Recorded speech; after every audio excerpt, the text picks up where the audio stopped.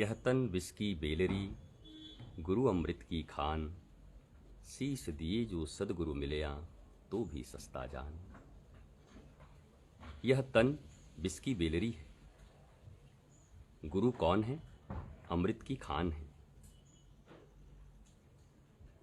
विष से मृत्यु मिलती है, ज्वाला मिलती है, तकलीफ मिलती है।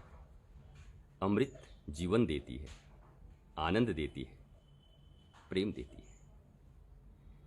कितना प्यारा ये दोहा है कि यह तन विष की बेलरी, गुरु अमृत की खान। शीश दिए जो सदगुरु मिलया, तो भी सस्ता जान। शीश देने का अर्थ क्या है? क्या सिर काट के दे दे? नहीं। शीश देने का अर्थ है ये दो आंखें, ये जिह्वा जो बोलती भी है और रस भी लेती है, ये नासिका, ये कर्ण और ये बुद्धि। ये जब अपने श्रेष्ठ गुरु के चरण में समर्पित करते हैं तो जीवन अमृतमय हो जाता है। फिर जीवन में कोई विष नहीं होता, जीवन में दुख नहीं होता। क्योंकि गुरु शब्द का अर्थ ही है जो अंधकार से प्रकाश की ओर ले जाए, अज्ञान से ज्ञान की ओर ले जाए। और सच कहूं, जो इस दुख से तुम्हें ब्लिसफुलनेस की ओर ले जाए, आनंद की ओर ले जाए, प्रेम की ओर ले जाए, समृद्धि की ओर ले जाए, उन्हें गुरु कहते हैं। तो यह तन विष की बेलरी, गुरु अमृत की खान। और शीश दिए जो सदगुरु मिलया, तो भी सस्ता जान।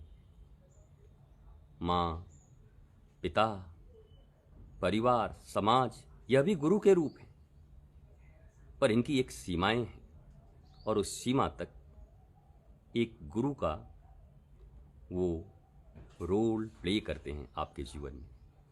परंतु उस परम ज्ञान के बिना मनुष्य सदा दुखी रहता है। मैं कौन हूं, कहां से आया हूं, क्या कर रहा हूं, अब तक मुझे पूर्ण सुख, पूर्ण आनंद क्यों नहीं मिला? इस बात का जो तत्व विचार करा दे, चिंतन करा दे। देखो, जीवन के विकारों से कब मुक्त हो सकते हो? विकार ही दुख के कारण हैं। काम, क्रोध, मद, मोह, लोभ, मात्सरी। जब श्रेष्ठ सदगुरु के दिए विचार तुम्हारे भीतर चलने लगें तो विकारों से मुक्त हो जाते हैं। विकार से जो मुक्त हो जाता है उसके जीवन में आनंद आ जाता है। इसलिए बड़ा प्यारा दोहा है कि गुरु का अर्थ ये नहीं कि आप गए, 2 मिनट के लिए प्रणाम कर लिया और कार्य हो गया। शीश दिए जो सदगुरु मिले।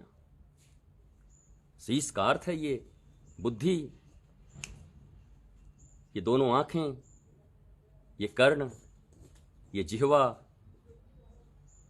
जहां से बोलते भी हैं और खाते भी हैं, ये सुगंधी। ये सब जब आनंद की और ज्ञान की दिशा में चल पड़े तो समझ लो सच्चे सदगुरु को तुमने पा लिया। गुरु पूर्णिमा का पर्व महान पर्व है। भगवान व्यास ने जब श्रीमद् भागवत का ज्ञान अपने शिष्यों को दिया, अमृत का ज्ञान दिया, जीवन का ज्ञान दिया, दुखों से मुक्त होने का ज्ञान दिया, उस दिवस को ही गुरु पूर्णिमा के रूप में मनाते हैं, आषाढ़ पूर्णिमा को। इस वर्ष भी गुरु पूर्णिमा की मैं सबको हार्दिक शुभकामना देता हूं।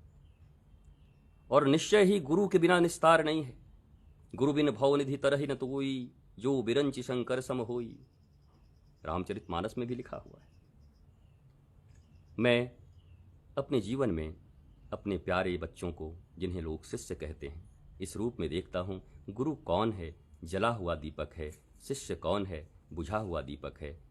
किसी दिन गुरु के जले हुए लौ से शिष्य का दीपक भी अगर नजदीक आकर जल उठे तो उसे ही गुरु पूर्णिमा का दिवस कहते हैं। गुरु पूर्णिमा केवल दीक्षा लेने का दिवस नहीं है। पूर्ण पूर्णिमा हो जाए, पूर्ण प्रकाश हो जाए, पूर्ण शीतलता आ जाए। जैसे चंद्र पूर्णिमा के दिन पूर्ण शीतल होकर के अपनी पूर्णता को उपलब्ध होता है, वैसे ही मनुष्य जब अपने जीवन में पूर्णता को उपलब्ध होता है तो गुरु पूर्णिमा सार्थक होती है। ये गुरु पूर्णिमा आप सबके जीवन में ऐसी ही सार्थकता प्रदान करे, इसके लिए शुभकामना देता हूँ।